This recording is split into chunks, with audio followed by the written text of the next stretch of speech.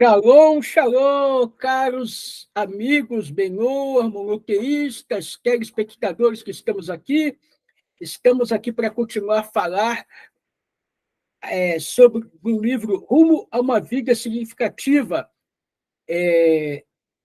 Nesse livro, vamos abordar aqui o tema Ciência e Tecnologia, descobrindo o divino dentro da natureza, capítulo 22. Ontem, na gravação que fizemos, falamos sobre descobrindo o divino dentro da natureza, falamos acerca da tecnologia canalizar as forças divinas presentes na natureza, desde o momento da criação, o REB, falamos sobre tecnologia, vício ou virtude, porque é tão importante entender a tecnologia. E agora nós vamos falar como podemos reconciliar a ciência e a religião. Tema muito importante. Vamos lá. Meu nome é Cláudio César dos Santos, sou Benor, na cidade de Nova Friburgo, emissário do Grupo Movimento Benor Brasil, mas sou supervisor-geral Rabino Yaakov Jerix Kadik, trabalho junto com o nosso Moré Antônio Márcio Braga, do Grupo Hassido, sou integrado ali também. Vamos começar aqui, nesse tema tão assim, importante e maravilhoso. Podemos reconciliar ciência e religião? Entretanto, a nossa busca espiritual, às vezes, é impedida por obstáculos variados. A revolução científica, por exemplo, levou algumas pessoas a abandonarem sua fé em Deus, rejeitando suas crenças em face das verdades científicas recém-descobertas. Outros apegaram-se teimosamente às suas convicções, recusando-se a reconhecer as descobertas da ciência. Esta batalha teve seu auge no século XIX, quando a ciência apresentava a si própria como uma nova e toda poderosa nova religião. Apesar de um determinado grau de esclarecimento e de variadas tentativas de reconciliação, para algumas pessoas ainda existe hoje uma ruptura entre a ciência e a religião, como se algumas partes da vida fossem controladas por Deus e outras pelas leis da ciência e da natureza. Vamos lá. Entretanto, essa postura compartimentalizada, errada, já que Deus criou o universo e as leis naturais que o governam. Não pode haver divisão alguma entre o Criador e sua criação. As leis naturais do universo dificilmente poderiam contradizer o projeto pelo qual elas foram feitas. Portanto, em última análise, a ciência é o estudo da mente de Deus pelo homem, a busca da compreensão das leis que Deus estabeleceu para comandar o universo físico. Hoje a ciência está aprendendo a reconhecer seu verdadeiro lugar, enquanto no passado as conclusões científicas eram consideradas leis naturais. Com todas as rígidas implicações desta palavra, a ciência moderna não mantém mais esta concepção dogmática. Agora, os cientistas contemporâneos aceitam o determinismo fundamental da natureza, o princípio da certeza de Heisberg. Por exemplo, a imprevisibilidade tanto da oposição quanto da velocidade de partículas subatômicas é entendida como sendo intrínseca no universo inteiro. Esta incerteza não significa uma limitação em nossa capacidade de mensuração, mas uma característica inerente da natureza. Quer dizer, o cientista moderno não mais espera encontrar uma verdade absoluta na ciência.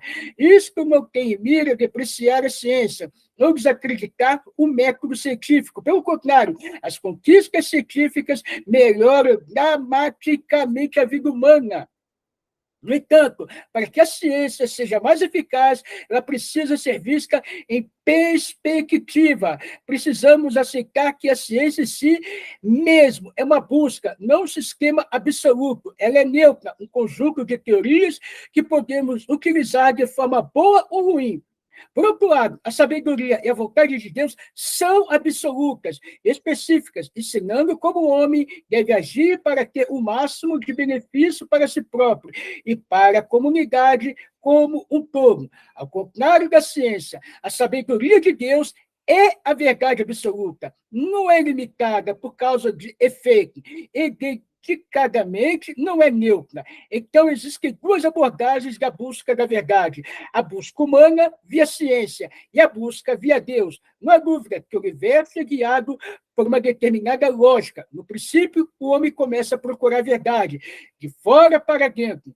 Ou seja, tentando entender variados fenômenos e depois julgá-los como quebra-cabeças para apresentar um quadro completo. Cientistas e filósofos examinam as camadas exteriores do universo para descobrir as forças que se situam em seu interior. Na verdade, o que estamos procurando, reconhecemos ou não, é Deus, a mão do interior da luva, mas se vez e disto, sem vez disto, optamos por procurar a verdade de dentro para fora, observando diretamente através dos olhos do Criador e atendendo às suas leis, começamos a adquirir uma compreensão mais completa de como e por que o mundo funciona. Por conseguinte, pode-se dizer que a sabedoria secular ou científica aborda que o universo é ao passo que a sabedoria espiritual aborda. O porquê de sua existência, o que isso significa para a vida das pessoas. Consequentemente, a verdadeira ciência, a verdadeira religião, são dois lados de uma moeda. A ênfase está no verdadeira, não numa ciência que negue a Deus, nem numa religião que encara a ciência como inimigo. Então, nós vemos aqui nesse livro que não podemos encarar e negar a Deus, mas também não podemos ter a ciência como inimiga de Deus. Certo? Vamos lá. Ambas as posturas são originam da mesma falha. A crença de Deus, que criou o universo natural e suas leis, não pode coexistir com sua própria criação. Qualquer teoria científica que pareça contradizer suas leis acaba se provar inverificável, até mesmo pela mais aplicada investigação científica. Por ter sido o mundo tão categoricamente afetado pela ciência, nos últimos séculos, os cientistas e os eruditos de hoje têm uma grande responsabilidade. Eles precisam ensinar não apenas as leis da ciência, mas também o seu papel, o que a ciência, o que ela não é. Portanto, o verdadeiro desafio da ciência hoje não é de refutar Deus, mas sim descobrir como ela reflete, ilumina as partes da mente de Deus, que ainda não foram reveladas. Só então a ciência irá tornar-se realmente parte da busca pela verdade. Como os eruditos da Idade Média aconselhavam com frequência: ame Platão, ame Aristóteles, mas ame a verdade mais do que tudo. O que a tecnologia pode nos ensinar sobre nós mesmos? Tudo que uma pessoa vê, escuta e se destina a nos ensinar uma lição sobre a vida. Quando encararmos a tecnologia meramente como uma fonte de conforto ou de progresso pessoais, vemos apenas o produto final. No entanto, quando encaramos a tecnologia como uma expressão da divindade, estamos preparados para entender a própria vida. A partir da energia atômica, por exemplo, percebemos o poder de cada ser humano em particular. Agora sabemos que até o menor fragmento de matéria pode liberar uma grande quantidade de energia. Portanto, cada pessoa também contém um enorme poder. Como ele é liberado? Atingindo-se o próprio âmago de uma pessoa e sacudindo-a de seu estado de satisfação. É o equivalente humano da fissão ou fusão nuclear. As forças interiores de uma pessoa são libertadas quando ela age sob a influência de uma combinação apropriada de força e orientação. Quando nós ajudamos a viver de acordo com as leis de Deus, encorajamos a ajudar os outros a fazer o mesmo. Isso cria uma reação em cadeia, assim como o rompimento do primeiro átomo impele outros átomos a se romperem. Cada impulso humano positivo e cada ato virtuoso cria uma energia que só pode aumentar. Por outro lado, a energia liberada por intermédio de um comportamento negativo pode ser controlada, assim como a reação atômica em cadeia pode ser controlada. A energia atômica também nos mostra como o macrocosmo do universo inteiro se reflete em cada um de nós. Em um átomo, de acordo com o modelo planetário, as várias partículas orbitam em torno do núcleo, e também no ser humano, os variados aspectos materiais orbitam ao redor de um núcleo. a alma. Por fim, vemos que um átomo acaba por liberar muito mais energia do que a quantidade de energia exigida para dividi-lo. Não faz muito tempo, a perspectiva de produção de energia atômica devia parecer penosamente complexa e cara, talvez até fútil. Entretanto, acabou tornando-se altamente produtiva. Podemos, sem restrições similares, no nível pessoal, não seria muito mais simples vagarmos pela vida sem nos impor as exigências e responsabilidades de uma vida espiritual? Talvez, mas desse modo iríamos desperdiçar nosso próprio recurso natural, mais precioso, deixando inexplorado nosso potencial interior.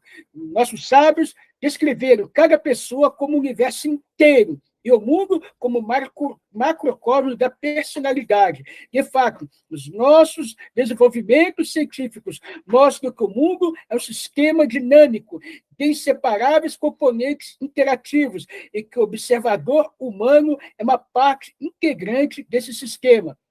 O universo não pode mais ser aprendido como uma série de estruturas independentes, pois descobrimos que toda a matéria, e por conseguinte todas as pessoas, está ligada de maneira inexplicável. Uma das mais importantes repercussões desta nova física é que a ideia de objetividade científica, longamente aceita, não pode mais se sustentar. Agora, entendemos que o cientista acaba envolvido no mundo e que ele observa numa proporção que influencia as características dos objetos observados.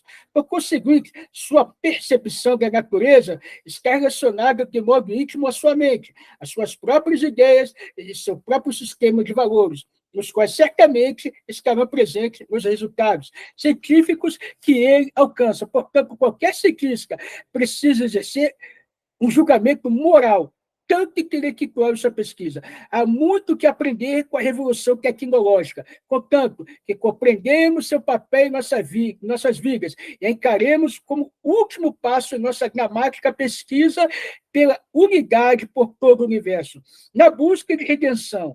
Afinal de contas, os desenvolvimentos científicos e tecnológicos nos ensinam a ser mais sensíveis ao intangível e ao sublime. As forças por trás dos computadores, dos telefones, da televisão e assim por diante são todas invisíveis. Contudo, podemos reconhecer claramente seu tremendo poder e alcance. De modo similar, precisamos aceitar que a força condutora por trás de todo o universo é intangível e sublime, e precisamos conseguir vivenciar o transcendente, o divino, em cada uma das coisas individualmente, começando, é claro, por nós mesmos.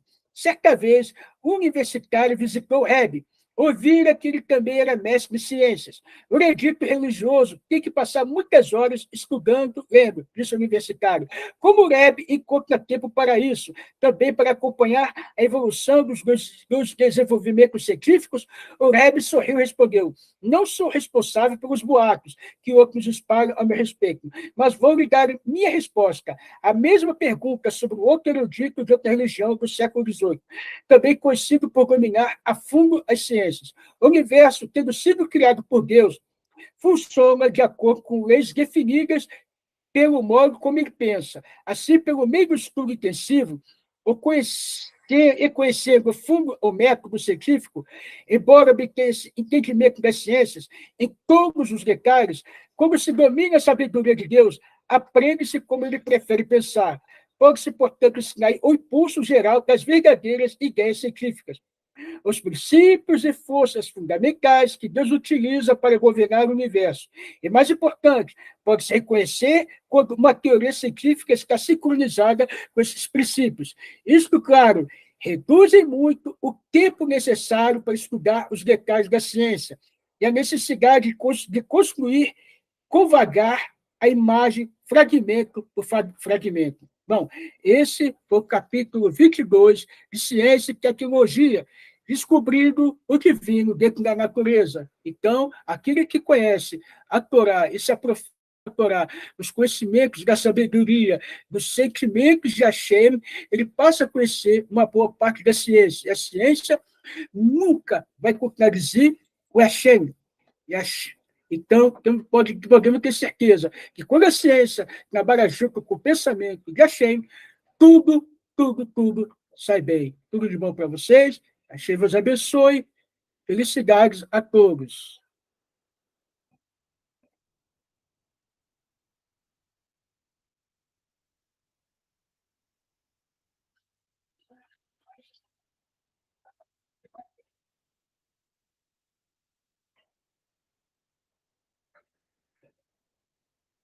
Acabou.